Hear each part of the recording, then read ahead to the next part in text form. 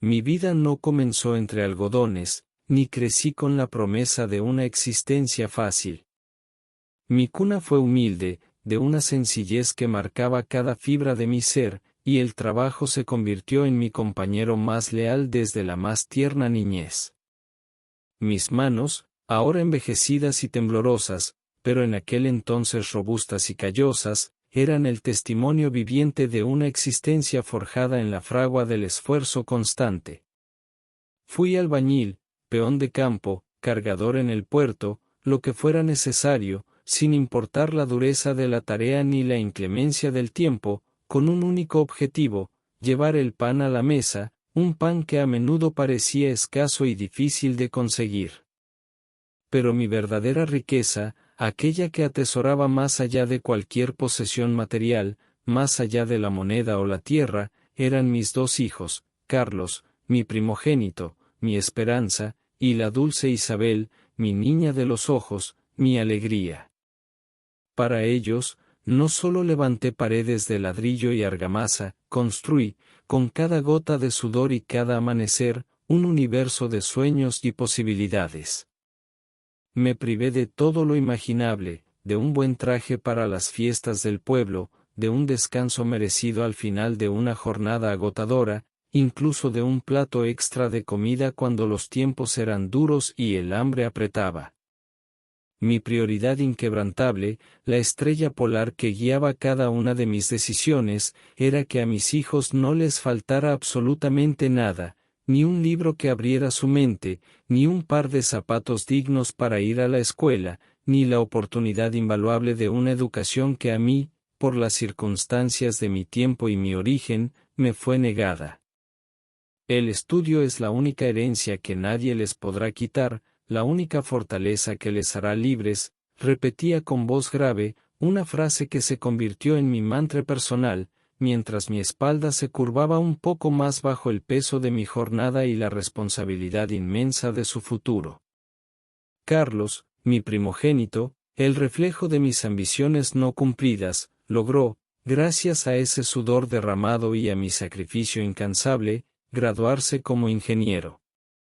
Ese día fue la cumbre de mis aspiraciones, un orgullo inmenso que me llenaba de lágrimas cada vez que lo recordaba, lágrimas de una felicidad pura y sin adulterar, que me hacían sentir que cada privación había valido la pena.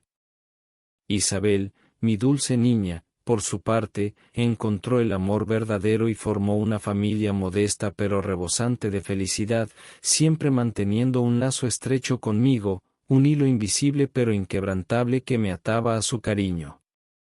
Yo vivía para ellos, para sus visitas de fin de semana que iluminaban mis días solitarios, para los cumpleaños de mis nietos que me recordaban la continuidad de la vida, para las llamadas esporádicas que me llenaban el alma con el calor de su voz, un bálsamo para el alma solitaria de un viejo. La promesa de un hogar y compañía en mi vejez era un acuerdo tácito, un pacto sagrado sellado no con documentos legales ni palabras solemnes, sino con décadas de amor incondicional, con cada noche en vela, con cada moneda ahorrada, con cada renuncia. Papá, tu casa siempre estará aquí, abierta de par en par para ti, me decía Carlos con una mano tranquilizadora sobre mi hombro, sus palabras resonando con la fuerza de un juramento.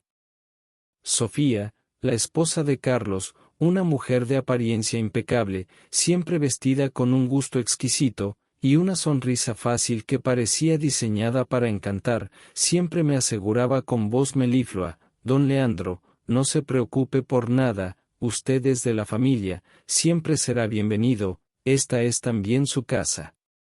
Y yo, con la fe inquebrantable de un padre que ha entregado hasta el último aliento de su juventud y su vitalidad, les creí. Lo creí con cada fibra de mi ser, con la ingenuidad de quien solo conoce el amor puro y desinteresado, y nunca la malicia. Pero el destino, caprichoso en sus designios y a menudo cruel en sus desenlaces, se cierne sobre nuestras vidas con una indiferencia pasmosa, sin considerar méritos ni sacrificios. Una tarde gris y lluviosa, con el cielo plomizo y las calles resbaladizas, mi mundo, tan cuidadosamente construido sobre pilares de afecto y esperanza, se hizo pedazos en un instante brutal. Regresaba a casa después de comprar el pan, una rutina diaria tan arraigada como la respiración, cuando el rugido inesperado de un motor desbocado y el chirrido agudo de unos neumáticos mojados cortaron el aire pesado de la tarde. Un coche, que perdió el control en la calzada traicionera y resbaladiza, me embistió sin piedad, sin darme tiempo siquiera a comprender lo que sucedía. El impacto fue brutal, un estruendo metálico que devoró el silencio y resonó en la calle desierta, un golpe seco que selló el fin de una era para mí y el comienzo de otra, inimaginable y dolorosa, marcada por la fragilidad del cuerpo y la crueldad del destino. La oscuridad me abrazó de repente, sin consuelo, sin previo aviso.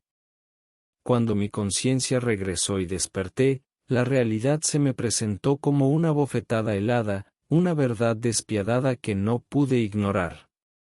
Los techos blancos e impersonales de un hospital, el penetrante olor a desinfectante que se adhería a todo, y la verdad inquebrantable reflejada en los ojos compasivos, pero firmes, de los médicos, mi médula espinal había sido severamente dañada. La palabra, paraplegia, resonó en mis oídos como una sentencia de cadena perpetua, un eco gélido que me condenaba a una inmovilidad permanente. Mis piernas, aquellas que me habían sostenido durante incontables jornadas de trabajo bajo el sol o la lluvia, que me habían llevado a cada visita escolar de mis hijos con el pecho henchido de orgullo, que habían bailado con torpeza en las bodas de mis amigos y caminado sin rumbo fijo por el parque con mis nietos, ahora eran inertes, dos columnas sin vida ajenas a mi voluntad. La silla de ruedas se convirtió en mi nueva, y devastadora, compañera, un trono de cristal que simbolizaba la independencia perdida, la libertad robada, un símbolo cruel de mi nueva y confinada existencia. Al principio, había una luz de esperanza, un anhelo de recuperación, de volver a sentir la tierra bajo mis pies, pero los días se volvieron semanas, las semanas meses, y esa esperanza se fue diluyendo como el azúcar en el café amargo de mi nueva realidad. El sutil y monótono pitido de un monitor cardíaco se convirtió en la banda sonora de mis días, un recordatorio constante de mi frágil existencia. Al principio, Carlos y Sofía se mostraron lo que podría describirse como un simulacro de solidaridad. La casa de Carlos, espaciosa y moderna, con sus amplios pasillos y su jardín bien cuidado, sería mi nuevo hogar, prometieron con una aparente sinceridad. Acondicionaremos todo para que esté cómodo, papá, no te preocupes por nada, dijo Carlos intentando mantener una voz firme, aunque pude notar un temblor casi imperceptible en sus palabras. Sofía, con una sonrisa forzada que apenas llegaba a sus ojos, asintió vigorosamente, añadiendo: es lo menos que podemos hacer por usted, don Leandro, después de todo lo que nos ha dado. Esta es su casa ahora. Isabel, desde la distancia de otra ciudad, con sus propias limitaciones económicas y responsabilidades familiares, me visitaba siempre que podía, con el corazón roto por mi condición, su agonía palpable en cada gesto. Lloraba en silencio a mi lado, se sentía impotente, atrapada. Sus circunstancias económicas no le permitían llevarme con ella, una limitación que la atormentaba día y noche, y a mí también me dolía su sufrimiento. Pero sabía que ella hacía todo lo que podía. Sin embargo, esa fachada de compasión, tan delgada como el papel, no tardó en agrietarse, revelando fisuras profundas por donde se colaba la desilusión y una realidad desoladora. La paciencia de Sofía, que ya era escasa, se evaporó con una rapidez pasmosa, como el agua bajo el sol del desierto. Las miradas de pena se transformaron gradualmente en un hastío apenas disimulado, en una irritación palpable que me hacía sentir como un intruso indeseado. Sus palabras de aliento dieron paso a reproches velados, a suspiros exasperados que resonaban en los pasillos de la casa y me golpeaban el alma como puñales. Sofía, voz áspera, con un matiz de impaciencia contenida, casi un murmullo que se expande por el micrófono, como si se dirigiera a Carlos en otra habitación, pero cada palabra llegaba a mis oídos con claridad brutal. Ay, Carlos, de verdad no sé cuánto más podré con esto. Es que es un fastidio tener que estar pendiente de él a cada minuto. Ya no es el mismo, ¿sabes? No es el abuelo que recordábamos, ahora solo es una carga.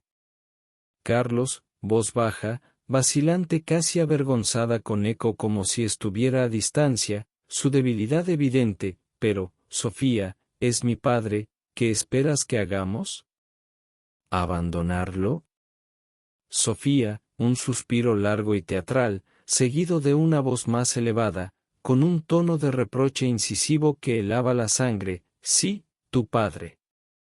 Pero yo soy la que lo baña, la que le cambia los pañales sucios, la que tiene que limpiar el desastre cuando se le derrama la comida. Ya no puedo más con esta situación. Nuestra vida ha cambiado por completo por su culpa, Carlos, nuestra privacidad, nuestra libertad. Yo escuchaba estas conversaciones desde mi habitación, una celda de 4 paredes donde el sol apenas se atrevía a entrar, como si también él sintiera la hostilidad y la frialdad del ambiente. Los pañales, aquellos símbolos de mi humillación, a menudo tardaban horas en ser cambiados, dejándome en una incómoda y degradante espera. La comida llegaba fría, a veces casi con desprecio, puesta sobre la mesita de noche sin una palabra de aliento, y no pocas veces, simplemente se olvidaba por completo, sumiéndome en el silencio hambriento de la espera, no solo de alimento físico, sino de un poco de calor humano. Los paseos por el jardín, que me habían prometido como un bálsamo para mi alma encarcelada y mi cuerpo inmovilizado, nunca ocurrieron. Los libros, que tanto amaba y que antes leía con avidez, ahora permanecían apilados en la mesita de noche, inalcanzables, testigos mudos de mi aislamiento y mi impotencia. La conversación conmigo se limitaba a monosílabos, a preguntas técnicas sobre mi estado de salud o a órdenes concisas y sin afecto. Mi existencia se había reducido a la de un estorbo, una carga palpable que se sentía en el aire denso y pesado de la casa, una presencia incómoda que todos intentaban ignorar. Carlos, el ingeniero que yo había criado con tanto sacrificio y orgullo, el hombre que había soñado con un futuro brillante, ahora apenas me dirigía la palabra. Sumiso a la voluntad y los constantes reproches de Sofía, evitaba mi mirada. Quizás por vergüenza insoportable, quizás por una indolencia y debilidad moral que su padre, yo, nunca le había enseñado ni había querido ver en él. Su cobardía era un veneno lento para mi corazón. Mi alma de viejo, más que mi cuerpo inmovilizado, se iba encogiendo cada día, consumida por el dolor y la humillación. La traición dolía más que cualquier herida física, más que cualquier fractura ósea. Había entregado mi vida entera, mis sueños más profundos, mi juventud y mi vitalidad, para que mis hijos pudieran tener una existencia mejor, más plena, más feliz. Para ser tratado al final como un mueble viejo y molesto, un lastre del que desearían deshacerse lo antes posible. La ironía era tan cruel, tan hiriente, que, paradójicamente, ya no dolía tanto como un vacío abismal, un pozo sin fondo en mi pecho. Había comprendido. Las noches se hicieron eternas, llenas de lágrimas silenciosas que se perdían en la almohada, dejando manchas oscuras que nadie veía, y el eco punzante de un amor sacrificado que ahora resonaba en el vacío de mi habitación, en la soledad de un hogar que una vez construí con mis propias manos y mi inmensa esperanza. Me preguntaba una y otra vez qué había hecho mal, dónde me había equivocado en mi paternidad, si mi amor había sido un error, si había dado demasiado de mí mismo sin esperar reciprocidad. pero no encontraba respuestas, solo un abismo creciente de dolor y desilusión, un mar de amargura que amenazaba con ahogarme por completo. Sin embargo, incluso en la más densa oscuridad, en la profundidad más absoluta de la noche, a veces un rayo de luz logra perforar la tiniebla más espesa. Para mí, ese rayo era mi pequeña nieta, Elena. Con apenas 8 años, la niña, con una inocencia que a veces avergüenza a los adultos con su pureza, se escapaba de la vigilancia distraída de sus padres para ir a mi habitación. Con sus manitas delicadas me llevaba dibujos mal hechos pero llenos de corazones vibrantes y colores alegres, pequeños trozos de papel que eran verdaderas obras de arte para mí.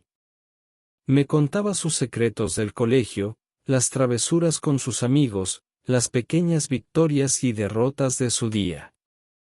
Me leía cuentos con su voz cantarina y aún vacilante, cada palabra un bálsamo para mi espíritu maltrecho.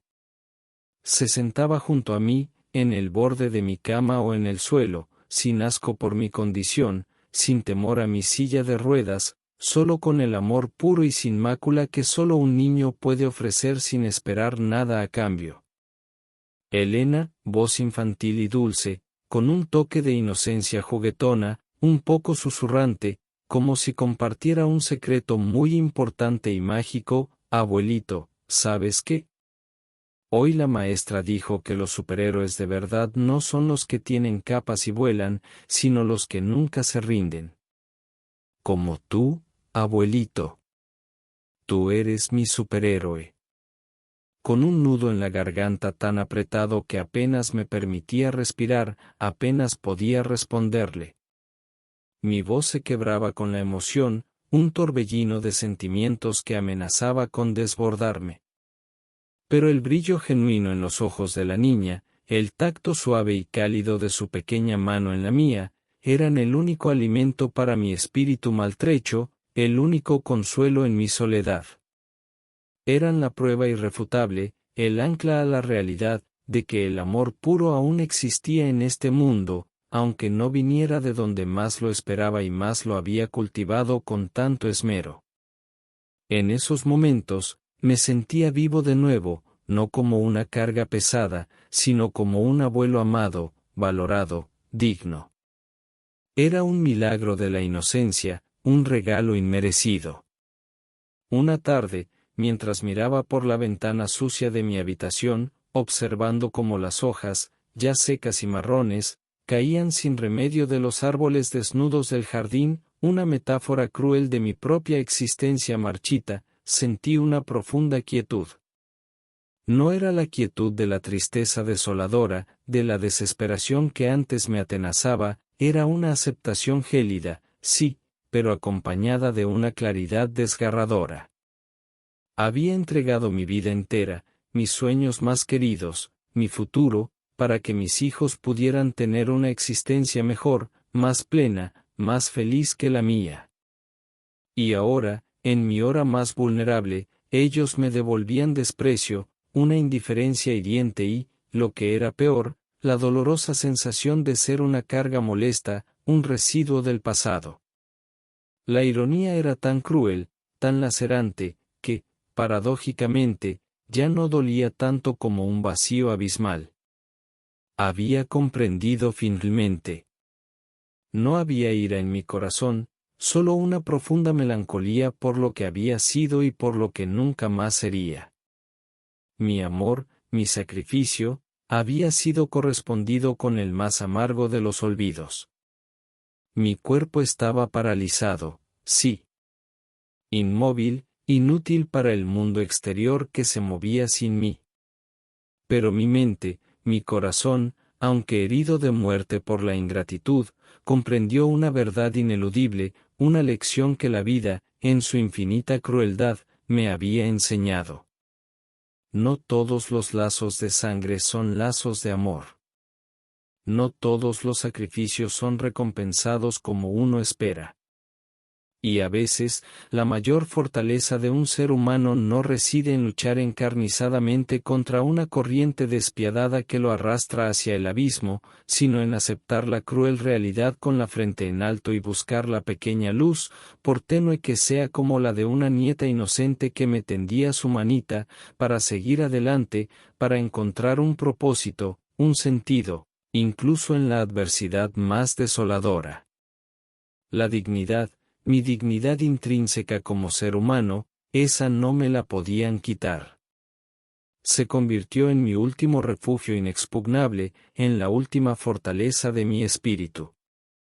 Mi historia, la historia de don Leandro, es una de esas que nos deja un sabor amargo en la boca, una pregunta flotando en el aire como una niebla densa y persistente, hasta donde llega nuestra gratitud por aquellos que nos dieron todo, incluso su propia esencia. ¿Qué tan frágiles son los lazos familiares cuando la comodidad personal y el egoísmo se interponen en el camino del deber, del amor verdadero, de la empatía, y cómo es posible que aquellos a quienes amamos con la pureza incondicional de un padre puedan infligir la herida más profunda y devastadora? Reflexionemos sobre ello, queridos oyentes, con la esperanza de que historias como la mía nos recuerden la importancia de la compasión, del respeto incondicional a nuestros mayores, y de la dignidad intrínseca de cada ser humano, una dignidad que ninguna parálisis física, ni ninguna indiferencia filial puede arrebatarle por completo, aunque se intente día tras día. Que mi historia no sea solo un lamento, sino una advertencia, un espejo incómodo pero necesario para el alma. Gracias por escuchar mi historia.